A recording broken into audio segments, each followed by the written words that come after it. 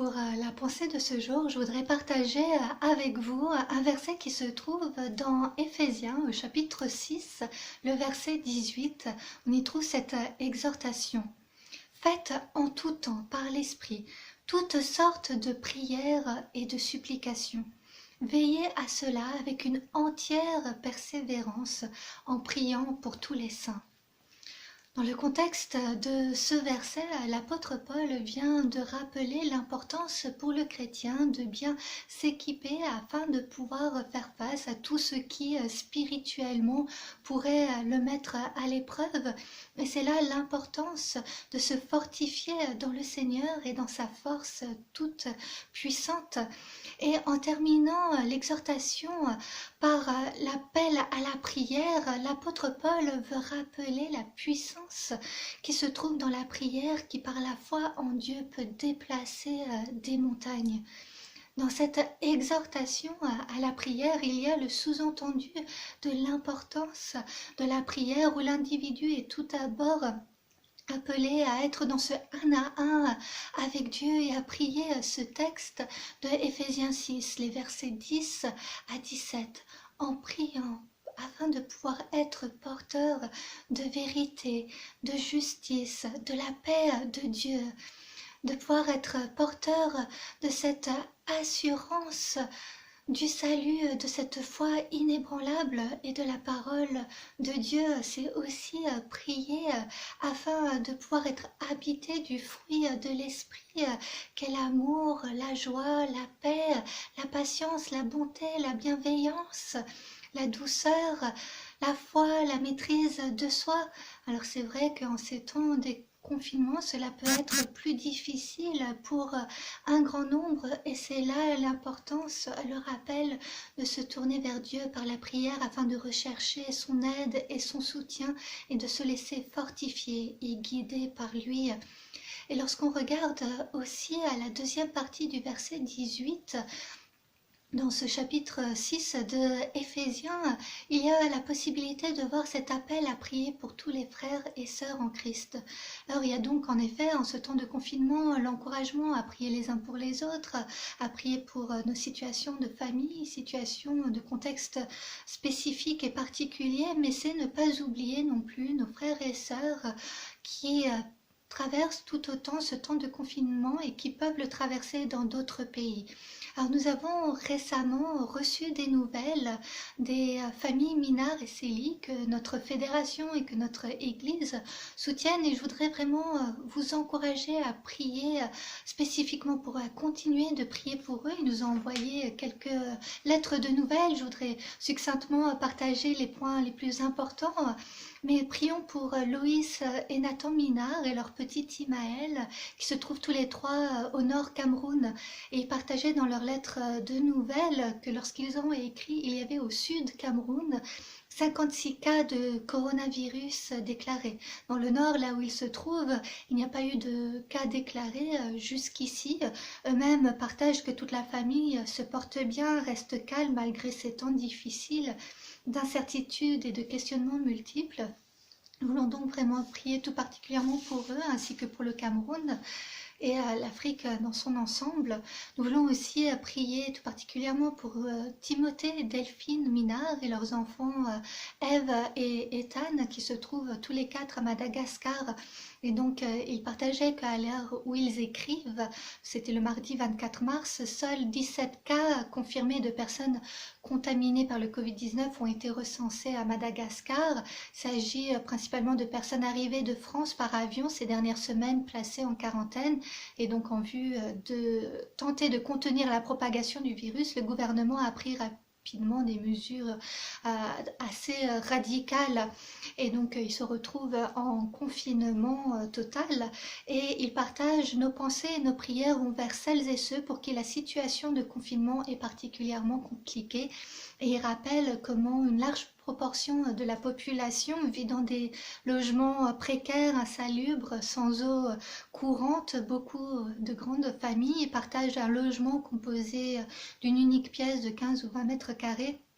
Et la connexion à Internet est un véritable luxe et l'idée de faire l'école à la maison est inenvisageable pour la plupart des familles. Ils encouragent donc de pouvoir vraiment prier pour que l'épidémie ne se propage pas au sein de la population et étant donné les infrastructures médicales du pays, cela constituerait un véritable défi sanitaire. Nous voulons donc prier non seulement pour cette famille mais tout particulièrement aussi pour l'ensemble de Madagascar. Nous voulons aussi prier pour la famille Célie, Pafon et Malekam qui se trouvent en Thaïlande et prier également pour la Thaïlande où ils partagent que eux-mêmes font face à des restrictions dans le pays. Pour l'instant, leur province n'a pas de cas contaminés déclarés, mais pour encore combien de temps? Donc ils remercient là également pour nos prières et ils partagent qu'ils prient aussi pour nous, pour les chrétiens, pour la France. Et donc que nous puissions vraiment continuer à prier les uns pour les autres. On veut aussi prier pour Sylvia qui est au Kenya, que notre Église parraine et nous ne voulons pas l'oublier non plus, la porter dans nos prières. Pour penser et prier pour eux, une activité que vous pouvez faire seul ou en famille, c'est la suivante. Vous pouvez trouver une carte. Alors celle-ci est d'un grand format particulièrement, mais peut-être que vous avez chez vous un atlas que vous pouvez retrouver, ou bien si vous avez accès à un ordinateur, accès à Internet et une imprimante, vous pouvez imprimer une carte du monde. Et ensuite, ce que vous pouvez faire, c'est de prendre un petit papier, pas trop grand parce que sinon vous verrez par la suite, ça risque de recouvrir une grande partie de votre carte. Et puis de l'autre côté, vous pouvez trouver les photos sur le site de la Fédération des familles Minard et Célie. Et donc ensuite, vous pouvez faire vos petites cartes. Et puis en haut, vous pouvez écrire le nom du pays où il se trouve. Pour chaque famille, vous pouvez écrire le nom de chaque membre et ainsi pouvoir prier spécifiquement pour eux.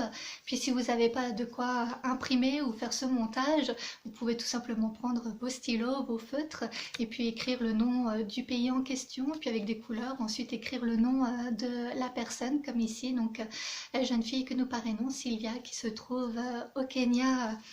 Et cela vous permettra de pouvoir aussi continuer à prier pour eux, non seulement aujourd'hui, mais par la suite.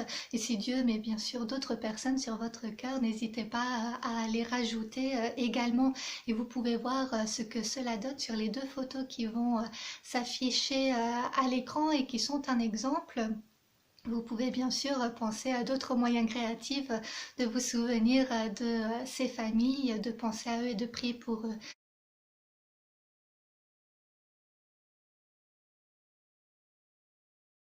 Avec l'exhortation de prier avec persévérance et aussi l'appel à prier pour l'Église persécutée. Par le confinement que nous vivons, nous pouvons avoir un petit aperçu de ce qu'un grand nombre d'entre eux traversent, tout particulièrement l'isolement qu'ils peuvent traverser. Nous ne voulons pas oublier les chrétiens persécutés de par le monde. Nous voulons prier pour eux avec ferveur et persévérance. Et si vous en avez la possibilité, je vous encourage vraiment à trouver le livre de Michel Verton qui a été publié récemment et de pouvoir le lire. C'est intitulé Comme le Père m'a envoyé 12 leçons que l'Église persécutée m'a enseignées et qui peut être utilisé aussi pour savoir comment mieux spécifiquement prier pour les chrétiens persécutés, aussi comment nous être redynamisés dans notre foi en Jésus-Christ. Continuons de prier avec ferveur pour le monde dans son ensemble, pour chaque pays et pour leurs habitants. Je vous encourage aussi à reprendre votre carte et peut-être qu'il y a certains noms de pays que vous avez oubliés. Et c'est l'occasion de pouvoir vraiment relire chaque nom de chaque pays qui se trouve sur la carte du monde et de pouvoir prier spécifiquement pour chacun de ces pays, pour chaque population.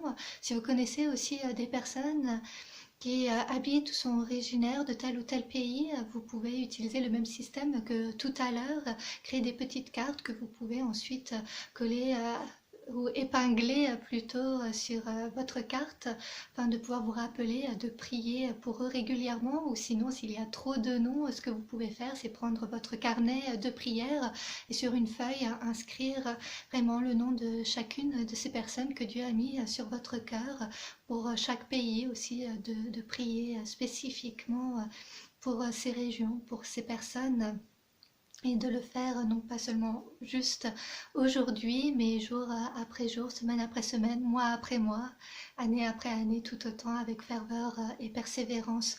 Je voudrais aussi prendre le temps de continuer à vous encourager, de poursuivre avec persévérance vos prières pour les gouvernements, que Dieu puisse leur insuffler sagesse, ces temps où ils en ont grand besoin, que nous puissions continuer à prier avec ferveur et persévérance pour le personnel médical, que nous puissions continuer de prier avec ferveur et persévérance aussi pour les gendarmes, les policiers, pour les pompiers, aussi pour tous les enseignants, que nous puissions aussi prier pour toutes les professions confondues, dans la mesure où tout à chacun est affecté d'une manière ou d'une autre en ces temps difficiles, que nous puissions prier aussi pour ceux qui se retrouvent dans des situations de précarité, de questionnement, d'inquiétude face à l'avenir. Vraiment que nous puissions prier pour tout à chacun, que chacun se sente inclus dans cette prière, que nous puissions vraiment ensemble, avec persévérance, continuer de prier, que Dieu puisse insuffler sa force, son courage à tout à chacun de par le monde, puisse tout particulièrement toucher par sa guérison de l'âme. Amen.